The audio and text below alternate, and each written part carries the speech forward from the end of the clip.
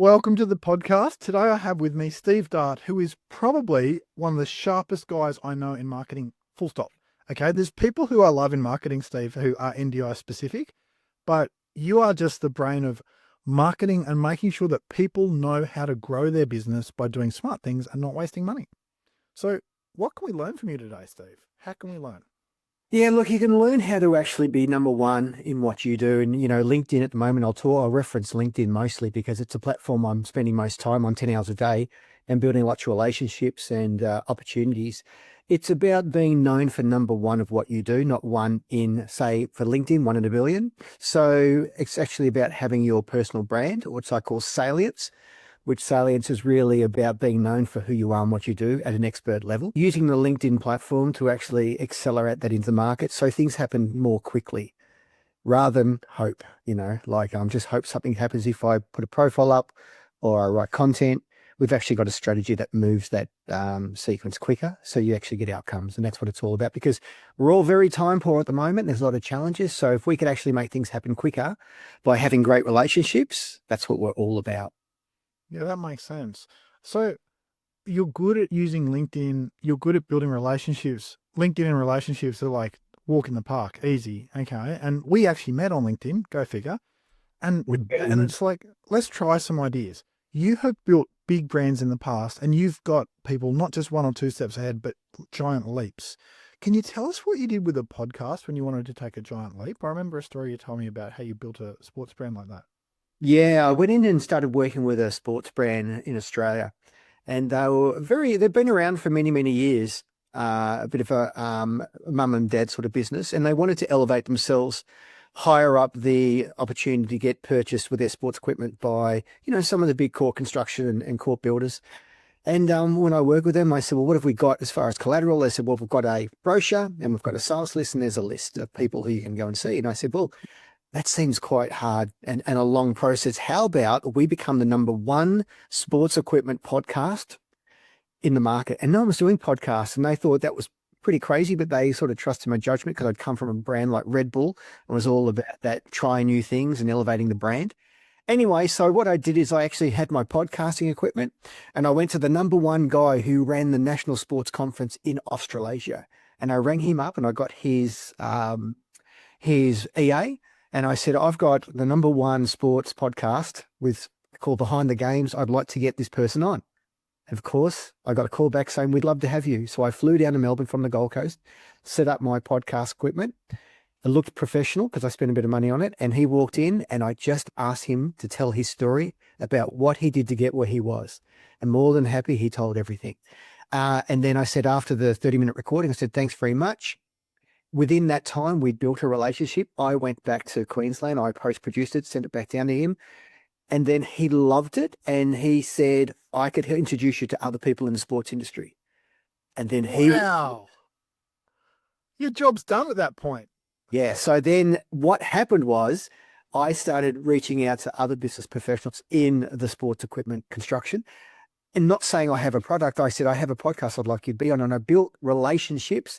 And through doing that kind of podcasting, they would say to me at the end of the production, number one thing every time was, how did I go? And I said, you went really well. And they would say, are we buying anything or are we buying enough from you? And I said, no. He said, let's change that. And we built, and that's relationship management. I just did it through the tool of trade, which with podcasting it was just unique. If I sent a price list and a brochure, I'd just be like everyone else. But because I had something that they'd never experienced before, and it actually kept the recording on the internet for life. So they could actually be, at the top of their family chain, always have that podcast recording on the internet for generations to come. And I captured his story. I think so. What patriarch or matriarch of your family was the first time they'd ever get to hear Grandpa talking about what it took to build that sports company. Off the back of that, I already had a great product. I just needed the awareness.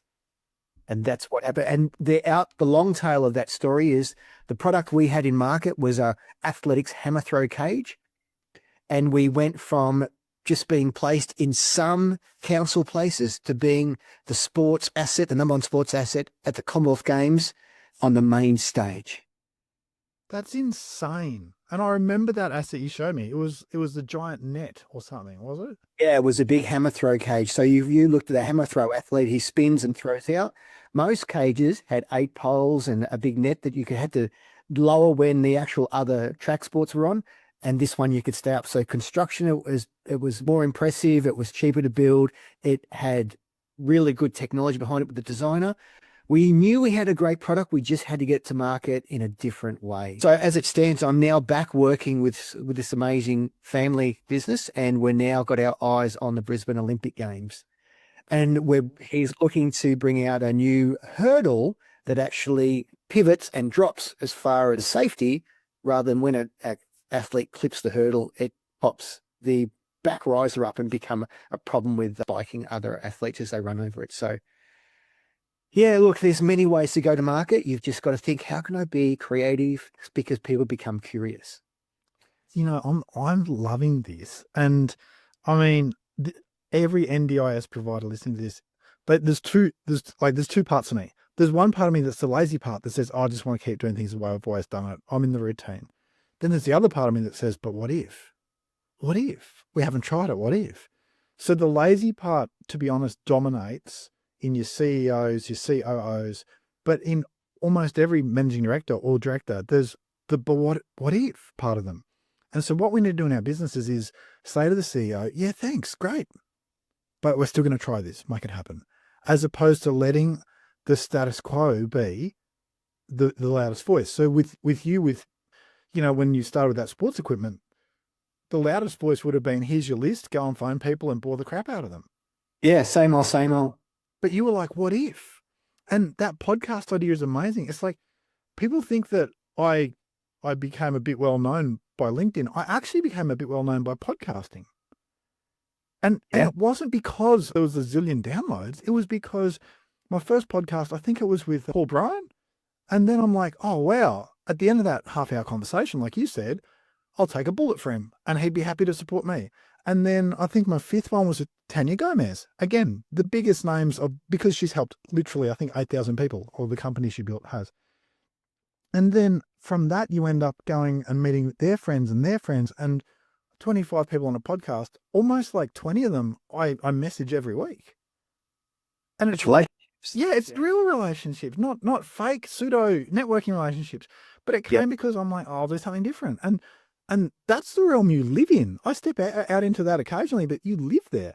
What's another example of something different you've done just to blow our minds so we get out of this whole, oh, I'll have coffee and cake with someone and actually do. Let me just extend what that opportunity created. Not only did I provide a great asset for my own brand, actually have all these amazing opinion leaders in the sports construction and build the brand and relationships, I would always ring that person and I'd get the receptionist, and normally that's the stopper.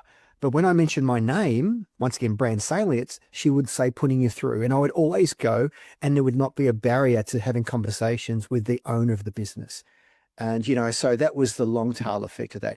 Some other things that have been well received is just by within the LinkedIn strategy I use is always providing hope. And I said that acronym to you earlier on is about whenever I'm on LinkedIn, I help one person every day.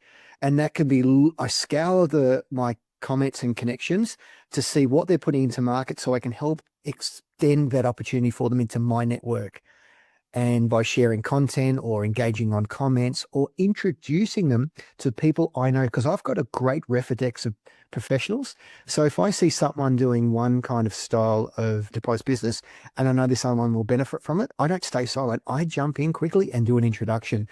I don't know how many times they've come back to me and said, thank you so much for the introduction. Where we've gone from here has been ABC. And I'm like, great job done. Help one person every day. Because what happens is, because they've been introduced to each other, I'm the conduit of the celebration of whatever happens.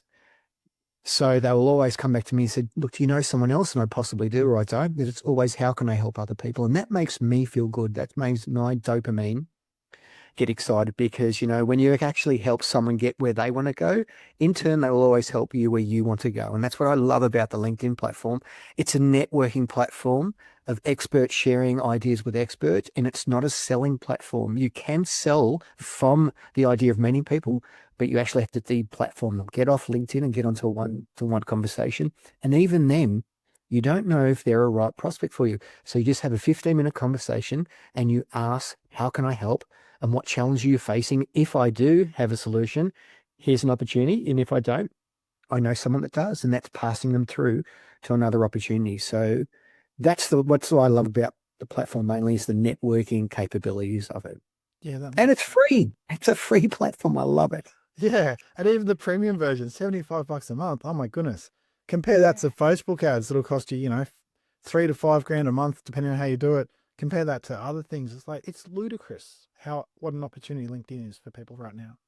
Yeah. The best thing about LinkedIn is, well, obviously, if you do cold call because it's part of your KPIs with your business, no one knows who you are. But if you have a LinkedIn profile, while they're on the cold call to you, they're searching your name. If your profile's optimized, it appears and your skills and competency and endorsements all show up. So they're actually warming to you to get to know you because there could be a shared value opportunity there. So having that LinkedIn profile optimized is like your competency billboard. It should be everything that you are in your skills and expertise and competency in one viewing point. And that's what I love about the platform. And it's only getting stronger. It's 22 years now, and it'll do about $18 billion in revenue. So it actually is a great enterprise business itself for a website. And if you ever wonder what it costs for say Google, what does data cost? Well, Microsoft purchased LinkedIn for $26 billion. So that's what data's worth these days. Wow, that's a fair bit. Yeah. That's Yeah. more than I plan to spend at Christmas. That's pretty awesome. There you go. Something else I love about what you said there's a couple of things you said that can I dig into? Is that all right? Yeah. So the first one is you talked about linking people to each other. So in the old days, the way you link people to each other is you send an email I'd send an email to Steve and to someone else and be like, hey guys, have a chat. And then go back and forward and hope they didn't lose attention and maybe catch up. Whereas on LinkedIn, I just go and create a message that's myself, Steve, and whoever else it is and go, and I literally write, hey, Jonathan, I think you need to chat with Steve. He's a Jedi Knight at solving XYZ, which you and I know that he's got. And bam. And then I literally write, and remember to cut me out of the conversation once you guys start talking. Otherwise, I have to watch the messages go back and forward. You can zoom. I do that maybe 3 times a week. And everyone, like you said, they come back, oh, thank you for introducing me to so-and-so. But I don't realize it took me less than a minute. And Yeah. everyone wins. Why is this weird? Why aren't we all doing this? Why is that not our biggest strategy for connecting people is just going, hey, I think you need to chat to so-and-so. Yeah, look, I don't know. There's so many great positives to LinkedIn. I can't really find the negatives because I'm on there so many times and I've produced so many great outcomes and great business opportunities. I just think people are not understanding of how it actually works. So they're a bit scared to actually go on there. They don't want to actually put themselves into the market and not seen as professional.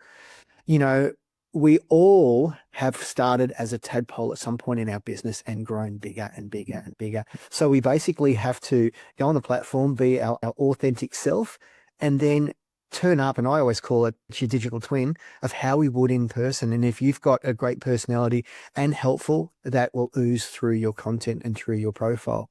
So it exposes the generosity, your human values. And as we move quicker into AI, your personality and your human values and virtues really have to stand out now because it's really the name of the game is we have to be our authentic self. I keep saying that. No use pretending to be someone else. We've got, the actual accepted data is 400 trillion to 1 that we're even here as a human. That's the accepted data. So why don't we take advantage and be our authentic self with our own thumbprint and go to market and be the best we can be? And then it's up to meritocracy. If we're good, we'll be great. And if we're not, the chips will fall where they may. And that means you need skill attainment and you need to build new skills to go be better at what you want to be. There's no excuse now with the mobile device and how much internet activity we've got and AI, we can't be the best at what we do. And it's just a great time to be alive with all these new activations and things on the internet. It's perfect time. It's so true. And what you're saying of the anthropic principle of 400 trillion or something to 1 that we're even here, like the tilt of the earth, if it was out by the tiniest bit, we wouldn't be. The percentage of oxygen, the distance from the sun, it's like you are put on this planet at this point in time to achieve something. Don't sit back and be like, I'm not going to post. I might stand out. Like, what? Yeah. Go and Yeah. stand out. This is your day. Yeah. Stand up and stand out 100%. Yeah. Yeah. And the But personal stuff. you will always acknowledge and rewarded for giving value first. Always share before you sell. Always give your insights and value and help others get where they want to go. We have gained so much knowledge in what we've done in our corporate life. Why would we hold that in? Let's share that and see where that supports us and people we're sharing with. Because if everyone has a great experience in their corporate life, especially on LinkedIn, then we all excel at where we're trying to go. And this is a strategy plan for everyone to actually have a great life and look back and say, wow, I did exceed at that and I gave it everything I got. Yeah. So that's how I look at things. I wake up every day. I'm an early riser, and I'm always looking to learn and then pass that information on. I'm not about holding it in myself. I'm like, what can I teach you today, and how can that help you today, and what's your journey? A lot of my clients that I get, yes, I'm a trainer, yes, I'm a coach, but I'm actually a real cheerleader. I'm cheerleading them the whole time. As soon as they show a post, I'm applauding. As soon as they do something, I'm engaging, and I've noticed their journey has got better and stronger because I've given them hope and support. Because a lot of entrepreneurs and business professionals today are in their little silos at home. We're working individually, so we need support. And that's where LinkedIn really comes into play, especially that group messaging or direct messaging. We can talk to each other all day on the LinkedIn platform. It's so true. And I'm not joking. I'd send 100 messages a day on LinkedIn, just people I know and stuff I'm observing with them and all that. And then there are people who are listening to this who are not on LinkedIn, but you can apply this same stuff in the real world. It's just slower and clunkier and more expensive. So, for example, I remember when I was an NDIS provider, we decided we were going to send out some packages, some hampers out to people they'd referred to us, and they were just for us. So we sent out a whole stack of hampers. And we made it land on a day that, their staff are likely to be there, because support coordinators, their staff aren't there on Friday. Find me a support coordinator who works on Friday. They're just like, no, that doesn't fit for me. But we made sure they end up on a Tuesday, or Wednesday, or Thursday, so their staff could feel like we appreciate what you guys are doing. And you've put your own neck on the line to vouch that we're quality to people. Who are we to not thank you? So we sent them out like cakes and all this stuff.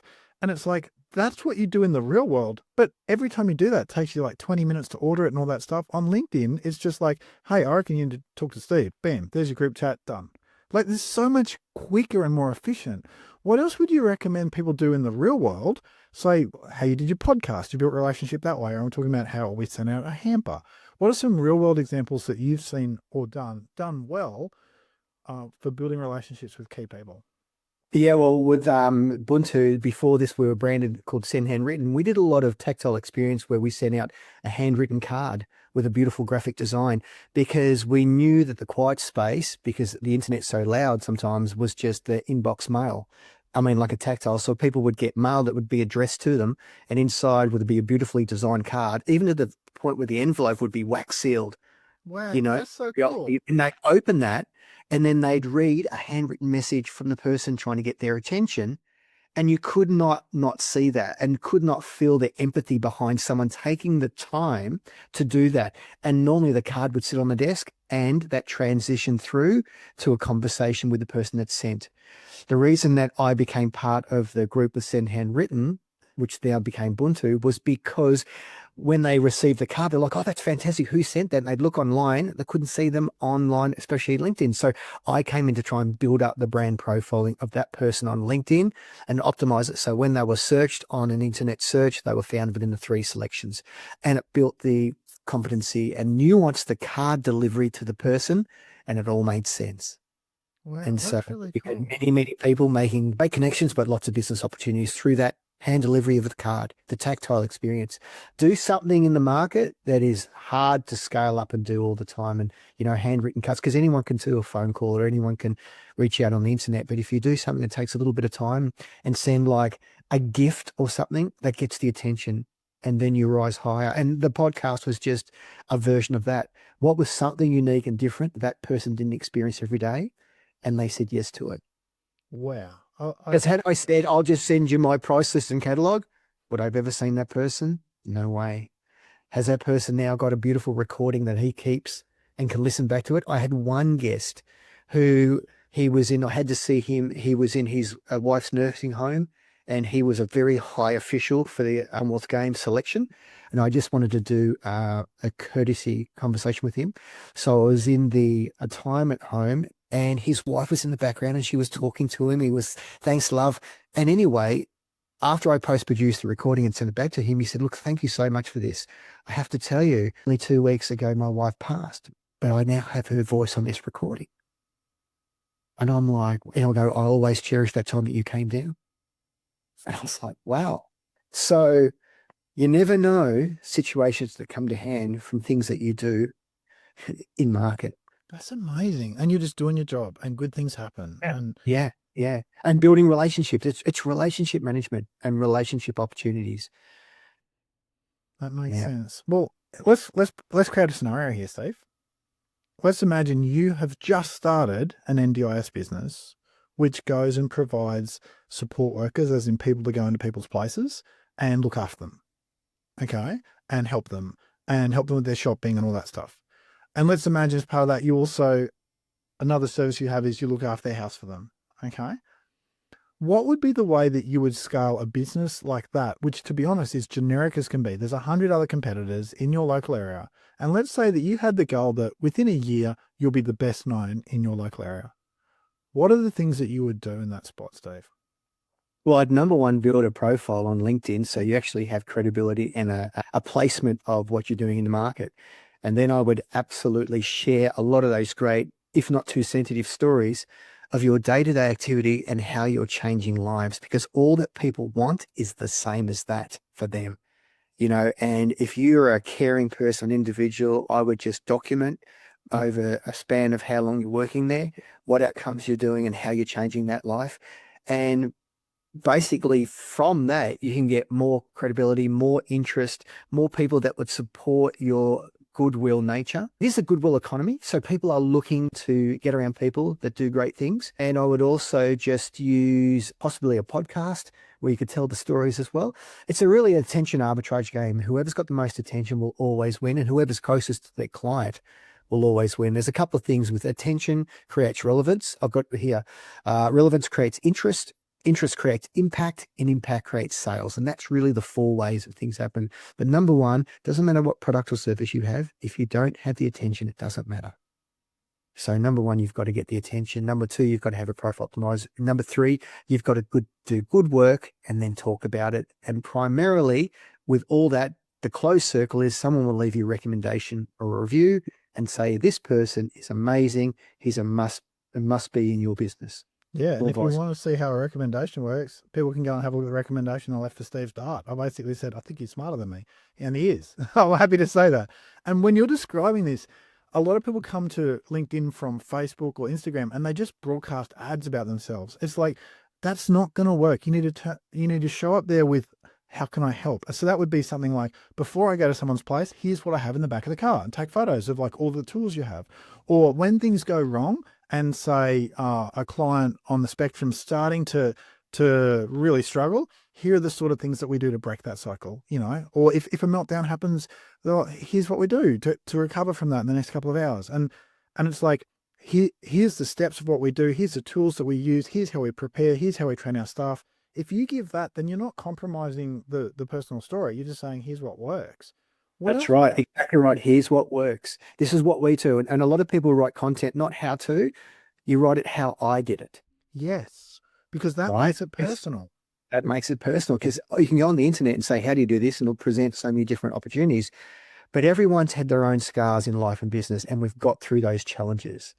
And so this is what you write about, how I did this and what was the outcome, and this may work for you too. And that leads to someone thinking, wow, you're confident in what you're talking about. Maybe we need to have a conversation. The more conversations lead to more opportunities. I think it's amazing, Steve. I feel like, honestly, I feel like if anyone listening to this is not on LinkedIn, today's the day to start. If anyone on this is listening to LinkedIn, today's the day to start doing good posts. And if you are already doing good posts, today's the day to start messaging people who you have a relationship with and solidify that relationship so that down the track they can help you and you can help them. Steve, if people want to catch you, they can see, if they're watching the YouTube version of this podcast, what your LinkedIn is. It's like, you just jump on LinkedIn and look for Steve, STEVE -DART, Dart, easy. It's like, Steve, ask you one question before you go. Okay. What's the most joyful non-work thing that's happened for you this year? I have just entered a beautiful relationship with a wonderful girl, and that has lit me up because when you find out in life that you've met a partner and a relationship that's an equal leveling and you're both heading for the same direction, which is good health, values, love of animals, you can really come together and solidify yourself as a strong bonding unit. So, I'm happy that I've met someone in my life that values me and I value her, and I'm looking forward to a long, happy relationship, which in turn helps with business because when you're happy at home, you've got a happy life. You know what they say, happy wife, happy life. Well, definitely that way. So yeah, look, I'm really enjoying what I'm doing at the moment. I'm enjoying meeting people like yourself who are actually advocating for goodwill value and goodwill economy. That's what I'm really happy about. The more we need to make positivity louder. There's enough. We turn on the channel X news. It's enough problems on that. We need to go into the market and help each other out. Steve, I just love that. Now, a really hard question for you, okay? Because Yeah. you and I really advocate for people to show their real self on LinkedIn or one wherever.